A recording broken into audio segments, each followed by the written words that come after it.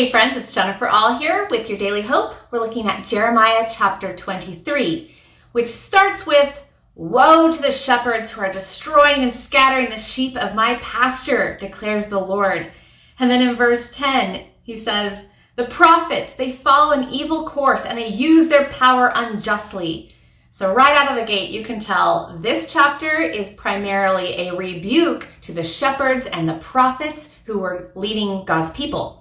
Now, immediately, some of us turn our ears off because we think this must be for church staff or those who are in ministry or leaders of some type who are the CEOs who are big. Here's the thing.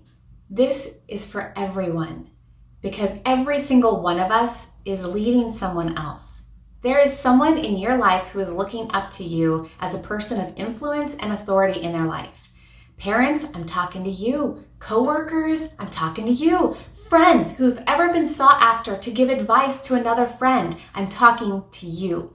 We are all leaders of people that God has entrusted to us to care for.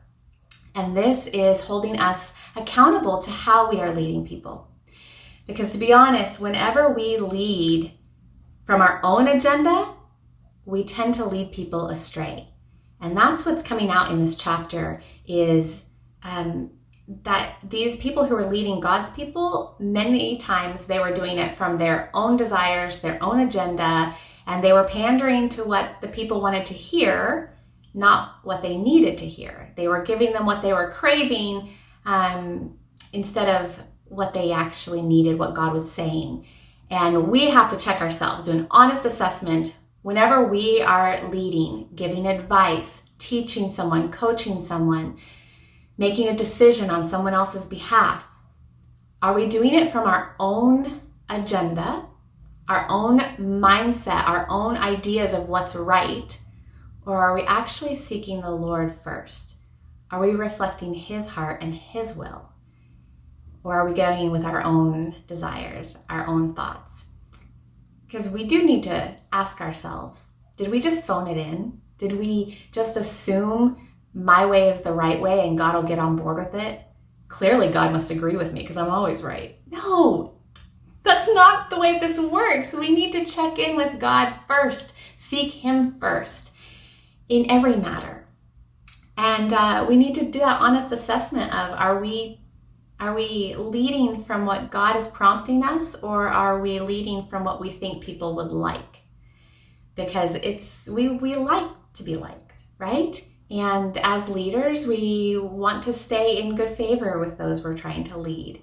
We want to, maybe being likable keeps you in power, keeps you in that position of authority, but you're not necessarily leading them down a righteous path.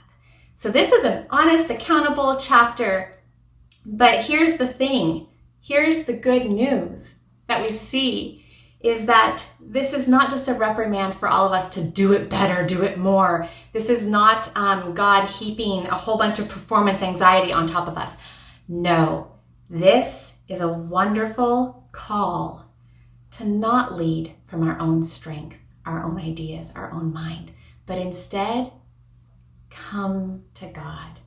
Come to Him and seek Him first for wisdom and direction. Let Him be the source for all of us in every way that we are leading. Let Him be the source.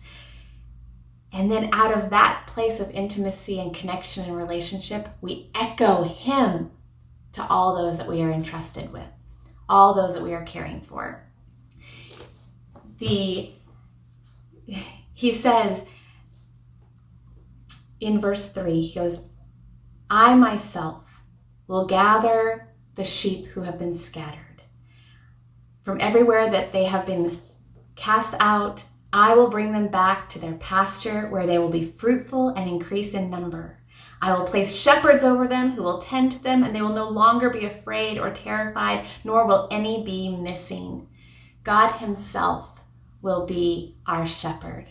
And then he says, "The days are coming, declares the Lord, when I will raise up to David a righteous branch, a king who will reign wisely and to do what is just and right in the land. And in his days, Judah will be saved and Israel will live in safety. This is the name by which he will be called, the Lord our righteousness. Well, we know who this branch is, this king who will lead us. It is the Good Shepherd. As it says in John 10, Jesus Christ. He is our Good Shepherd.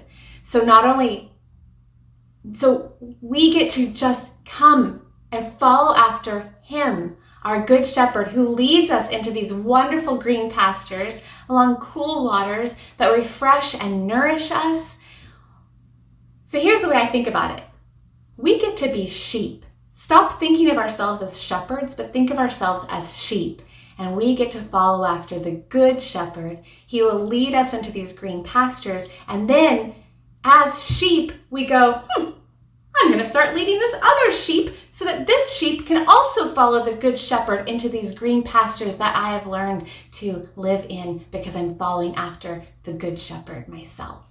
Sheep who lead sheep after the Good Shepherd. That's our leadership style. That's what God is asking of us. That's what he's saying. This is the invitation. You don't have to do this and bear this on your shoulders.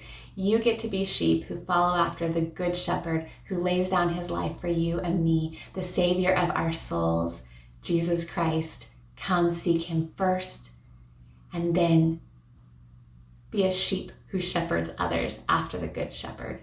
Be encouraged today, my friends, and lead and love others well. I'll see you soon.